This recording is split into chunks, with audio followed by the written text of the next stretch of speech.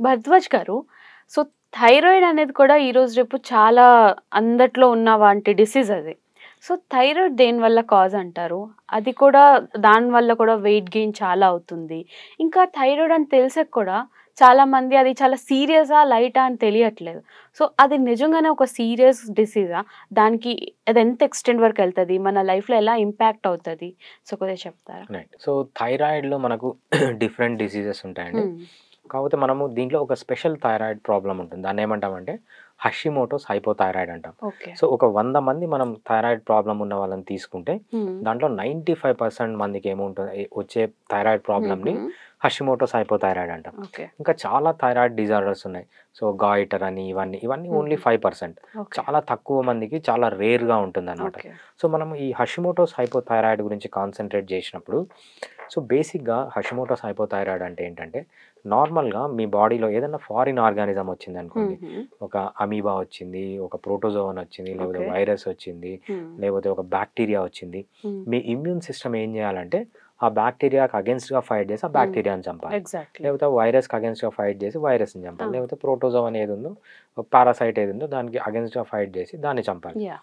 కాకపోతే ఈ Hashimoto's hypothyroid కండిషన్‌లో ఏమవుతుందంటే, మనకు థైరాయిడ్ గ్లాండ్ ఇక్కడ నెక్ దగ్గర యాహ్! ఉంటుందనమాట. ఆ థైరాయిడ్ గ్లాండ్‌లో మనకు సెల్స్‌ని ఏమంటామంటే థైరోసైట్స్ అంటాం. హ్మ్. మనకు థైరాయిడ్ గ్లాండ్ నుంచి వచ్చే హార్మోన్స్ T3, T4 అంటాం. హ్మ్. సో, ఈ హార్మోన్స్‌ని ఈ ఏవైతే ఈ థైరోసైట్స్ ఉంటాయో, ఆ థైరోసైట్స్ సెక్రీట్ చేస్తాయి. ఓకే. ఈ కండిషన్‌లో ఏమవుతుందంటే, ఈ థైరోసైట్స్‌ని మన బాడీ ఏం చేస్తుందంటే, ఒక ఫారిన్ ఆర్గానిజం లాగా ఐడెంటిఫై చేసి, హ్మ్. ఆ థైరాయిడ్ గ్లాండ్‌ని చంపడం మొదలుపెడుతుంది. ఓకే. సో, ఎప్పుడైతే ఈ థైరాయిడ్ గ్లాండ్ చంపడం మొదలుపెడుతుందో, అది ప్రొడ్యూస్ చేసే హార్మోన్స్ కూడా తగ్గిపోతాయి. హ్మ్. T3, T4 అనే హార్మోన్స్ మన బాడీలో పడిపోతాయి. ఓకే. ఎప్పుడైతే T3, T4 అనే హార్మోన్స్ పడిపోతాయో, దాన్నేమంటామంటే హైపోథైరాయిడ్ అంటాం. హైపో అంటే ఆ! తక్కువ. ఓకే. సో, ఈ థైరాయిడ్ హార్మోన్స్ పడిపోతాయి. ఎప్పుడైతే ఇది పడిపోతుందో సింప్టమ్స్ ఒస్తాయి. హ్మ్. ఏంటి? బాగా చలి పెట్టడము, ఒబేసిటీ రావడము, హ్మ్. కాన్‌స్టిపేషన్ రావడము, హ్మ్. స్కిన్ కింద మొత్తము వాటర్ డిపాజిట్ కావడము, అదేవిధంగా వేస్ట్ మెటీరియల్ డిపాజిట్ కావడము. ఓకే. సో, ఎక్కువ నిద్ర రావడము, హ్మ్. వీక్‌నెస్ రావడము, హ్మ్. మజిల్ వీక్‌నెస్ రావడము, ఆహ్, కాన్సంట్రేషన్ లేకుండా పోవడము. కాన్సంట్రేషన్ లేకుండా అంటే బాగా వీక్‌గా అయిపోవడం హ్మ్. మెమరీ. ఇవన్నీ మనము సింప్టమ్స్ చూస్తామనమాట. ఇంకా ఈ థైరాయిడ్ అనేది క్యూర్ ఉంటదా? లైక్ ఒక్కసారి వస్తే అది అలాగా మనం జీవితాంతం అదొకటి ఉంటది అని అంటారు. రైట్. లేదు దానికి క్యూర్ ఉంది అని అంటారా మీరు? రైట్. థైరాయిడ్‌ని క్యూర్ చేసే మెడిసిన్స్ ఉన్నాయండి. అది హ్మ్. మీకు ఎక్స్‌ప్లెయిన్ చేస్తాను. హ్మ్. ఫర్ ఎగ్జాంపుల్ అలోపతి ట్రీట్మెంట్ అంటాం. ఓకే. లేకపోతే ఒక వెస్టర్న్ మెడిసిన్ అంటాం. ఇంగ్లీష్ మెడిసిన్ అంటాం. ఒక గైనకాలజిస్ట్ ఇచ్చే ట్రీట్మెంట్, ఒక కార్పొరేట్ హాస్పిటల్‌లో ఇచ్చే ట్రీట్మెంట్. వీళ్ళు ఏం చేస్తారంటే ఫర్ ఎగ్జాంపుల్ హ్మ్. హైపోథెటికల్‌గా హ్మ్. మీరు డాక్టర్ దగ్గరికెళ్ళేటప్పటికి 50% ఆఫ్ థైరాయిడ్ చనిపోయింది. ఓకే. ఓకే. 50% పనిచేస్తుందనుకోండి. ఓకే. ఆ ఆటో ఇమ్యూన్ ప్రాబ్లమ్ హ్మ్. వల్ల. వీళ్ళేం చేస్తారంటే ఈ ఆహ్, కార్పొరేట్ హాస్పిటల్ వాళ్ళు మీకు T3, T4 అనే హార్మోన్‌ని బయట నుంచి ఇస్తారు. ఓకే. బయట నుంచి ఇప్పుడు ఇచ్చినప్పుడు ఏమవుతుంది? ఈ థైరాయిడ్ ఏమనుకుంటే దాన్ని మనం సైంటిఫిక్‌గా డిస్‌యూజ్డ్ అట్రఫీ అంటామనమాట. ఓకే. ఏదన్నా ఒక పార్ట్‌ని మనం యూజ్ చేయకపోతే హ్మ్. అది అట్రఫీ అయిపోతుంది. అంటే ఓకే. చిన్నగా అయిపోతుంది. ఫర్ హుహు. ఎగ్జాంపుల్ కొన్ని రోజుల తరబడి మీరు ఒక చెయ్యి వాడలేదనుకోండి. చెయ్యి పనికి రాకుండా అయిపోతుంది. ఓకే. సో, ఏదన్నా ఒక పార్ట్‌ని యూజ్ చేయకపోతే అది హ్మ్. కంప్లీట్‌గా డెత్ అయిపోతుంది. యాహ్! దాన్ని డిస్‌యూజ్డ్ అట్రఫీ. డిస్ 50% మీకు థైరాయిడ్ చనిపోయింది. 50% బతుకుంది. హ్మ్. మీరు ఈ 50% కోసం ఏం చేస్తారంటే హార్మోన్స్ బయట నుంచి తీసుకుంటారు. ఓకే. అప్పుడు థైరాయిడ్ గ్లాండ్ ఏమనుకుంటుంది? ఎట్లా నాకు హార్మోన్స్ మీరు బయట నుంచి ఇస్తున్నారు గదా! హ్మ్. ఇంక నేను 50% పని చేయాల్సిన అవసరం ఏముందనేది 40%కెళ్తుంది. ఓహ్! 30%కెళ్తుంది. లాస్ట్‌కి ఏంటంటే 0% హ్మ్. మొత్తం చనిపోతుంది. అప్పుడు మీరేంటంటే కంపల్సరీ బయట నుంచే మెడిసిన్స్ తీసుకోవాల్సొస్తది. ఓకే. జీవితాంతం. ఇది ఓకే. Allopathic treatment. ఆహా! కానీ హోమియోపతిలో ట్రీట్మెంట్ ఎలా ఉంటుందంటే ఫర్ ఎగ్జాంపుల్ మీరు 50% వచ్చినప్పుడు మేము T3, T4 హార్మోన్స్ ఇవ్వము. హ్మ్. మేమిచ్చే మెడిసిన్స్ ఎలా ఉంటాయంటే ఏదైతే హాఫ్ చనిపోయిందో థైరాయిడ్ గ్లాండ్ దాన్ని స్టిమ్యులేట్ చేయడానికి ఇస్తామనమాట. Okay. Over a period of time స్లోగా ఏంటంటే 50% చనిపోయింది. 40%, 60% బతుకుతుంది. 70% బతుకుతుంది. హ్మ్. స్లోగా ఏంటంటే over a period of time almost అన్ని కేసుల్లో మనమే హ్మ్. చాలా కేసుల్లో ఏం చూసామంటే కంప్లీట్‌గా రికవర్ అయిపోతుంది థైరాయిడ్ ఓకే. గ్లాండ్. అదే మళ్ళీ ఆ T3, T4 హార్మోన్స్‌ని ప్రొడ్యూస్ చేయగలదు. సో, హోమియోపతిలో ఎక్సలెంట్ ట్రీట్మెంట్ ఉంది థైరాయిడ్ ప్రాబ్లమ్‌కి. ఓకే. ఈవెన్ ఒక్క సైడ్ ఎఫెక్ట్ లేకుండా. సో, డిఫరెంట్ స్టేజెస్‌లో అడ్వాన్స్‌డ్ స్టేజ్‌లో ఉన్నా, లేకపోతే చాలా త్వరగా వచ్చిన ఫర్ ఎగ్జాంపుల్ లాస్ట్ టైమ్ మనకొక లేడీ వచ్చింది. 19 ఇయర్స్ ఆమెకి. ఓకే. మా క్లినిక్ పక్కనే ఒక హాస్పిటల్ ఉంది. దాంట్లో నర్స్ అనమాట ఆమె. ఓకే. సో, రొటీన్‌గా టెస్ట్ చేపిస్తే థైరాయిడ్ వచ్చింది. వెంటనే మా దగ్గరికి వచ్చింది ఆమె. అంత త్వరగా వస్తే ఆమె 19 ఇయర్స్ త్వరగా వచ్చింది. సో వితిన్ 3 to 4 months ఏంటంటే మళ్ళీ రికవర్ అయిపోయింది, నార్మల్గా అయిపోయింది.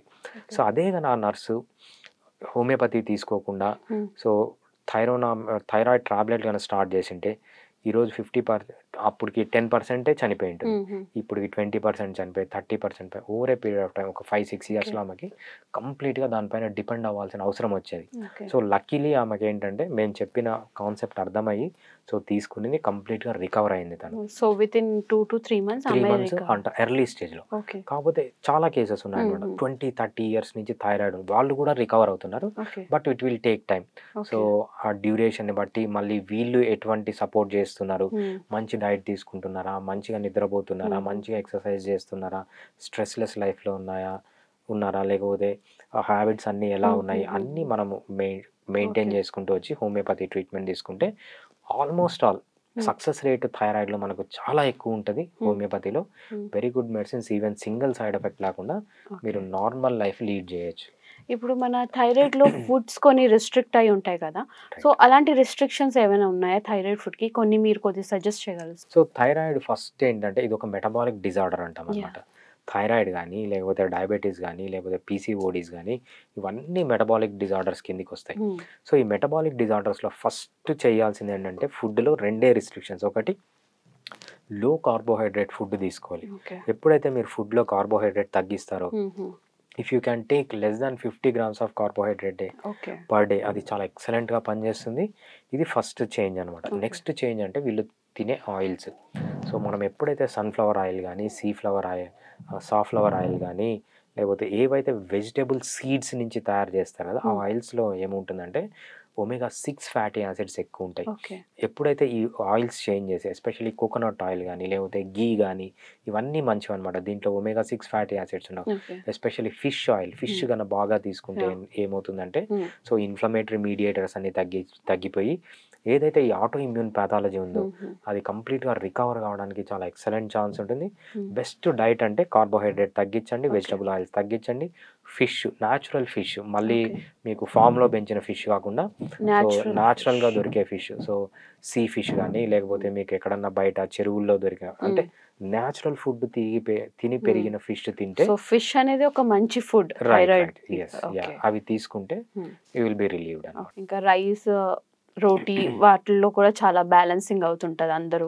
సో ఏది మోస్ట్ ప్రిఫరబుల్, రైస్ ఆర్ రోటీ? లేదా రెండిట్లో ఏం డిఫరెన్స్ ఉండదా? రైస్కి రోటీకి ఏం డిఫరెన్స్ ఉండదు. రైస్లో మనకు 76% కార్బోహైడ్రేట్ ఉంటే దీంట్లో 71% ఉంటుంది. ఆ 2 to 3%లో వచ్చే డిఫరెన్స్ ఏం లేదు. మనం సీరియల్స్ అనే ఫుడ్ గ్రూప్ ఏదన్నా రైస్ కానీ వీట్ కానీ మెయిజ్ కానీ కార్న్ కానీ జొన్నలు సద్దలు రాగులు కొర్రలు అరికలు అండుకూరలు సాములు అన్నీ ఒకటే అండి, దీంట్లో ఏం డిఫరెన్స్ లేదు. కార్బోహైడ్రేట్ కంటెంట్కి వచ్చేటప్పుడు ఆల్మోస్ట్ అన్నిట్లో అరౌండ్ 70% ఉంది కాబట్టి సో ఏ సీరియల్ అనేది మంచిది కాదు. సో సీరియల్ అనేది ఫుడ్ అని నమ్మించడమే మనము ఈ జనరేషన్లో చేసిన బిగ్గెస్ట్ స్కామ్. నన్ను అడిగితే ఏదన్నా ఈ ప్రపంచంలో కంటే బిగ్గెస్ట్ స్కామ్ ఏది అని అడిగితే జనాల్ని సీరియల్స్ ఈజ్ హెల్దీ అని నమ్మించడమే, సీరియల్స్ ఈజ్ ఫుడ్ అని నమ్మించడమే biggest scam in the world అని నేను చెప్తాను.